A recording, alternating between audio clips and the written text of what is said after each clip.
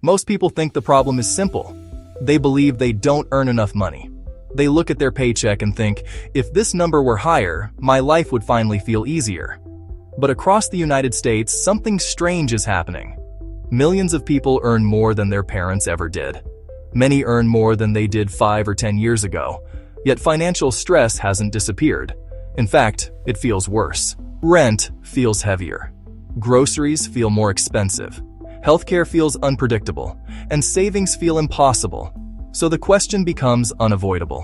Why does a salary that looks decent on paper feel completely useless in real life? If you've ever felt that way, you're not broken, you're not irresponsible, and you're definitely not alone. The issue is not your work ethic, it's the system your salary exists inside. To understand why your salary feels useless, we need to start with something uncomfortable but honest. Salaries were never designed to make you wealthy. In the United States, the modern salary model was built for stability, not freedom. It was created to keep the economy predictable and workers consistent. A salary is meant to cover necessities: housing, food, transportation, basic insurance. It's designed to keep you functioning, not advancing. And when the system works perfectly, you survive comfortably but remain dependent. This is not an accident. It's structure. For decades, productivity in the US has increased dramatically. Workers today produce far more value per hour than workers in the past, but wages did not follow productivity. Instead, the additional value flowed upward into corporate profits, executive compensation, and asset prices. That gap is the first reason your salary feels useless. You are producing more, but you are not capturing more. Now layer inflation on top of that. Official inflation numbers rarely reflect real life because the biggest expenses people face don't inflate evenly. Housing is the most obvious example. In many American cities, rent has doubled or even tripled over the last 15 to 20 years. Home prices have risen far faster than wages.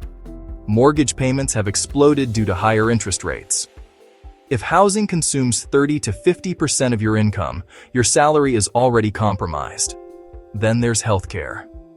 In the US, healthcare costs have increased faster than inflation for decades. Insurance premiums rise every year. Deductibles get higher. Out-of-pocket expenses remain unpredictable. You can be financially responsible and still get wiped out by a single medical event. Education adds another layer. College degrees are now often mandatory just to access middle-income jobs. But student loans follow workers for decades. Those payments reduce cash flow during the exact years people should be building savings and investing.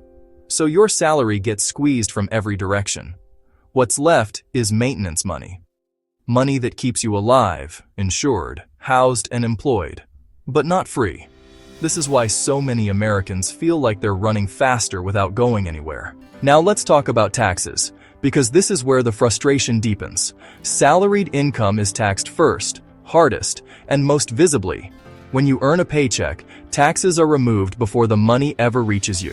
Federal income tax, state tax, Social Security, Medicare. You never even see that money, but income earned from assets is treated differently. Capital gains are taxed at lower rates. Business owners can deduct expenses. Investors benefit from depreciation and long-term tax strategies. Two people can earn the same amount, yet the salaried worker keeps far less. This is not because the salaried worker is doing something wrong. It's because the system rewards ownership over labor. Salaries are the most expensive way to earn money. Now, let's address lifestyle inflation, because this quietly destroys progress. When income rises, expectations rise with it. A slightly better apartment, a newer car, more convenience, more subscriptions, more eating out. None of these decisions feel irresponsible. In fact, they often feel deserved.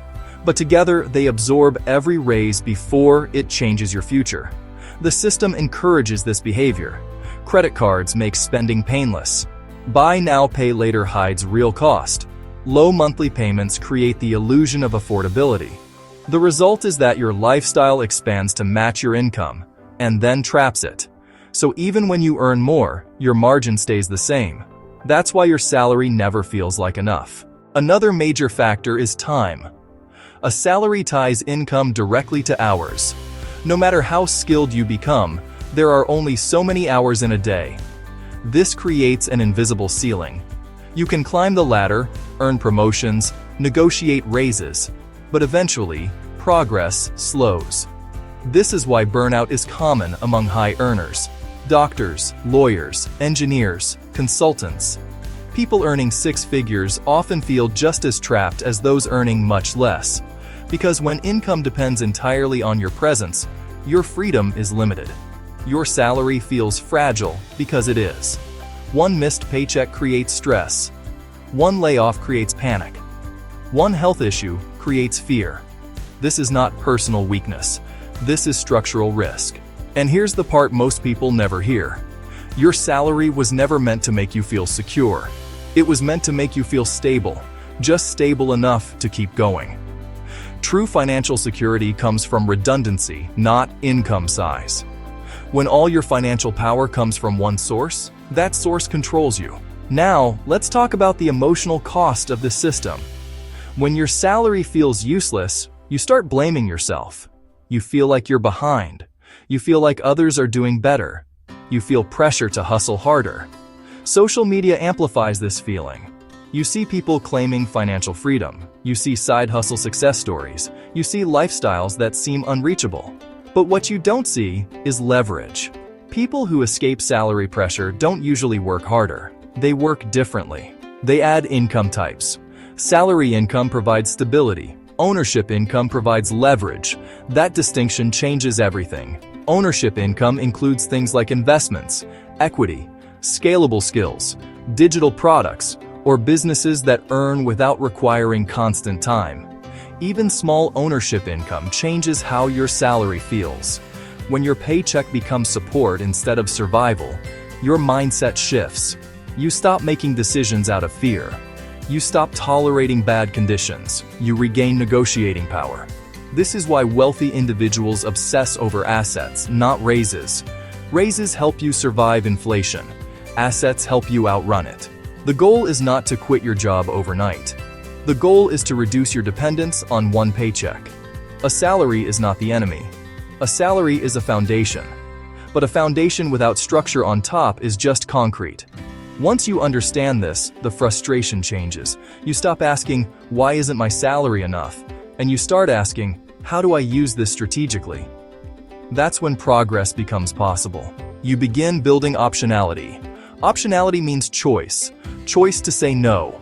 Choice to negotiate. Choice to invest long-term instead of reacting short-term. This is why the feeling of uselessness is actually a signal. It's your mind realizing that survival is not the same as freedom. And that realization, while uncomfortable, is powerful. Because once you see the system clearly, you stop fighting yourself. You stop chasing validation through income numbers. You stop measuring success only by salary. You start building resilience. You start stacking systems. You start playing the long game. Your salary doesn't need to disappear. It just needs help. When income diversification begins, stress decreases even before money increases. Because fear comes from fragility, not from lack. And once fragility disappears, your salary finally starts to feel useful again. Not because it got bigger, but because it stopped being alone. If this breakdown made you see your paycheck differently, that's the point. This isn't about motivation. It's about clarity. Because once you understand why your salary feels useless, you can finally stop blaming yourself and start building something that actually works. If you want more explanations like this about money, income systems, and how people in the US actually build financial leverage, say so. This conversation is just getting started.